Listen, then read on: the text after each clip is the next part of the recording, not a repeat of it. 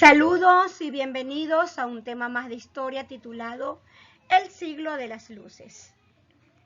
Antes nos ubicamos en el tiempo y observamos el gráfico con las edades de la historia. Tenemos primero la edad antigua en la que nace Cristo al final. En el año 330 después de Cristo es aceptado el cristianismo, como nos dice el gráfico. Se inicia la Edad Media, llamada del oscurantismo, por el retraso de la cultura. La misma que se caracterizó por un elevado teocentrismo o religiosidad. Hasta que en el año 1440 Gutenberg inventa la imprenta y es posible la cultura escrita. Se inicia el Renacimiento, que fue un gran fenómeno artístico, social, político y cultural.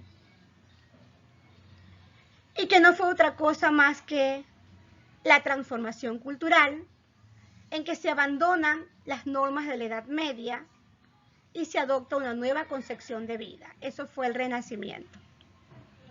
La filosofía del Renacimiento fue el humanismo, que consideraba al ser humano como el centro del universo y al individuo como un ser racional. Además, renace el amor por la cultura griega y romana. Transcurre el tiempo y se da en el siglo XVI la Reforma Protestante por Martín Lutero. Llegamos al siglo XVIII, el año 1700, que es llamado el siglo de las luces, porque se desarrolla un gran movimiento cultural, producto del humanismo, que ya lo conocemos, y que luego se conoció como Ilustración, el mismo que se expande hasta los inicios de la Revolución Francesa, como nos dice aquí el gráfico, en el año 1789.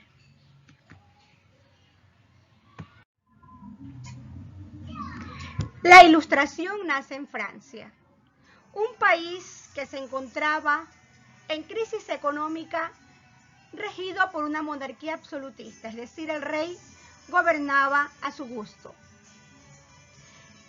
Y en aquel tiempo en Francia había profundas desigualdades económicas y políticas en la sociedad. Surge entonces la Ilustración en el siglo XVIII, del año 1700. Sus principales ilustrados fueron Montesquieu, Voltaire y Rousseau. Voltaire defendió la libertad de pensamiento y tolerancia religiosa.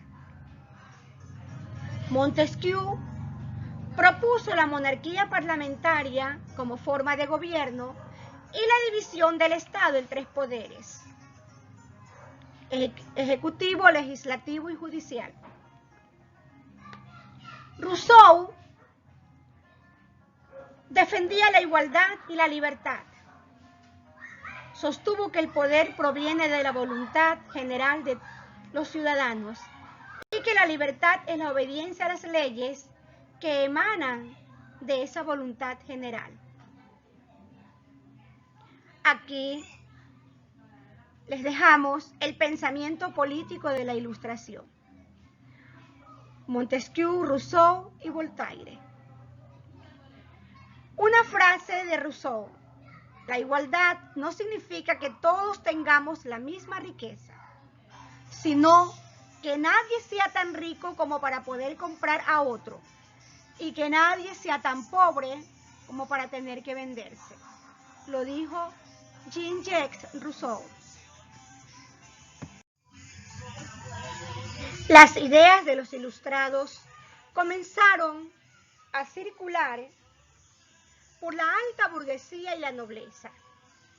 Las clases populares accedían a ellas en los clubes y cafés.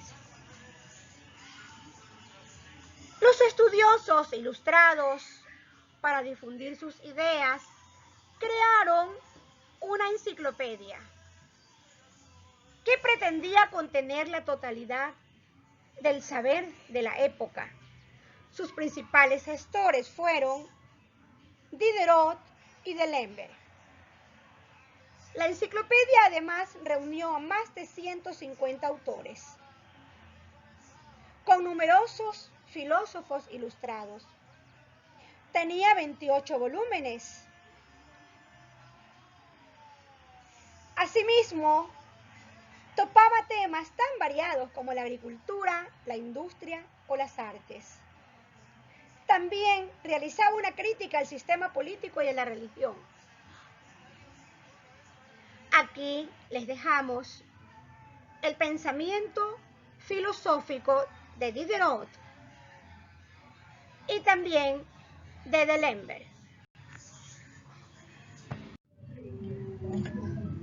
La Ilustración se extendió rápidamente por toda Europa y tuvo aceptación de algunos monarcas absolutistas que se inspiraron en las ideas de la época para hacer reformas sociales y económicas en el denominado despotismo ilustrado, cuyo lema era todo para el pueblo, pero sin el pueblo, es decir, sin la participación de la mayoría de la población.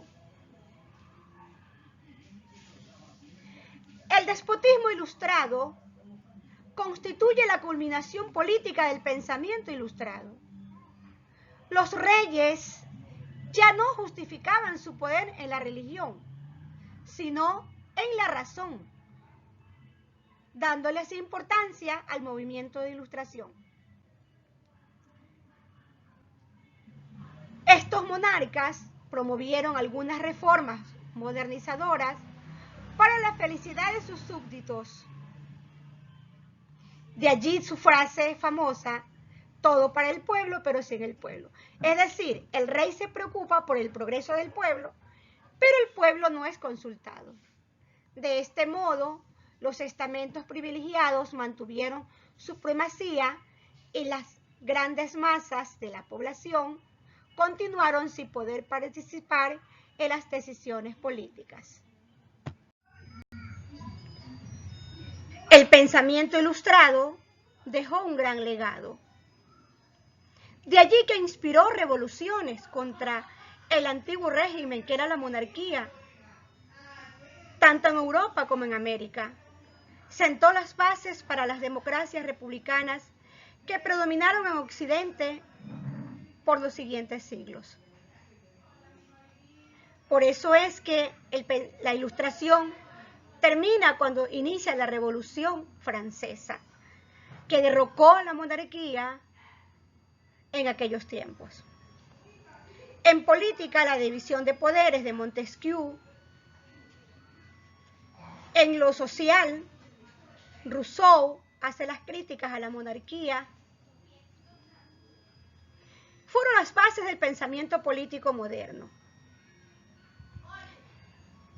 Inspiraron la Revolución Francesa, la independencia de los Estados Unidos de América.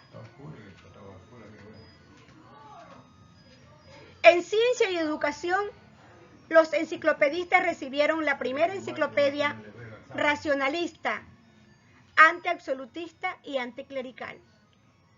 Los ilustrados plantearon una nueva pedagogía que se basaba en la bondad natural del hombre y en la racionalidad. En economía, los ilustrados se dividen entre dos modelos económicos. Fisiocracia, que dice que la riqueza viene de la agricultura, y en el liberalismo económico, que dice que la riqueza es por iniciativa privada y no por la intervención del Estado. Ambos critican al mercantilismo, que es la riqueza por metales preciosos. En lo social, el pensamiento ilustrado es burgués, que vieron en la monarquía un impedimento para sus aspiraciones. Y por eso proponen el fin de la sociedad estamental y el establecimiento de clases. En lo religioso se declararon libres pensadores, propugnando la tolerancia religiosa. El racionalismo también actuó sobre lo religioso, apuntando al deísmo, o sea, reconociendo un Dios creador, pero que no interviene en el mundo.